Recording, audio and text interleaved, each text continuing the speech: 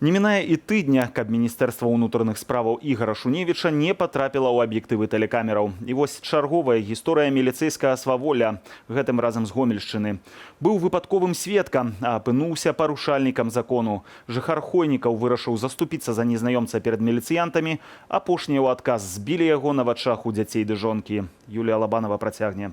Руки заломали назад, при детях не постеснялись, стали оказывать болевые приемы, чтобы надеть наручники.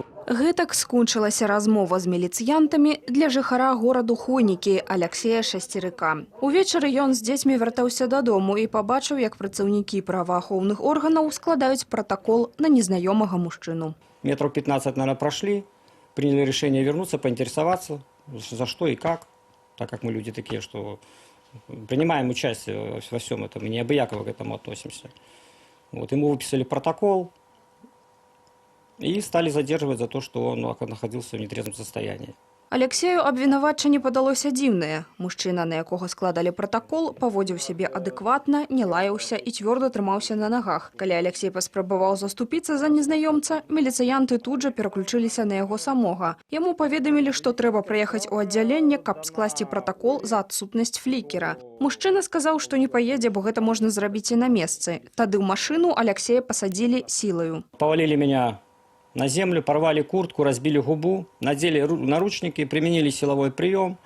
Вот. Я от боли кричал, соответственно. Дети все это видели, от страха написались, кричали тоже, стресс такой видели. На крики прибегла жонка Аляксея. Когда его начали хватать, я это увидела, я подбежала, хотела чем-то помочь ему. Но в этот момент меня держали насильно милиционеры. Я кричала: дайте я подойду, заберу дочь. Они меня не пускали. У пастарунку на Аляксея склалі адразу 3 протоколы: за адсутнасць флікера, аказанне сапраціву міліцыянтам ды ўмяшанне ў увядзенне адміністратыўнага працэсу. Гэтак расцэнілі спробу заступіцца за незнаёмага мужчыну. Да таго ж у Аляксея забралі тэлефон, на які ён запісваў тое, што адбывалася. Вярнулі прыладу ўжо з выдаленымі адтуль запісамі. Я сказал, что сейчас напишу заявление по поводу телефона, написал заявление. Они мне этому препятствовали, не хотели говорить фамилии участников, сотрудников.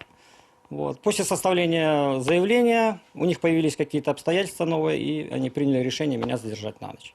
Ноч мужчына правёў у ізалятары часовага ўтрымання. Зранку меўся адбыцца суд, аднак суддзя адправіў справу на дапрацоўку. У раённым аддзяленні міліцыі дзеянняў працаўнікоў каментаваць не захацелі. Снежня адбыўся інцыдэнт, калі чалавека забралі дзеці сілай за флікер. Калі ласка, як можна пракаментаваць? У выніку інцыдэнту дзеці Аляксея ды Ірыны Шасцерык атрымалі псіхалагічную траўму, што пацвярджае медычнае заключэнне. Ацаніць жа правамернасць дзеянняў міліцыі пакуль не давялося. Аляксей даслаў запыт у пракуратуру, адкуль справу перанакіравалі ў следчы камітэт. У выніку новых абставінаў разгляд справы працягнулі.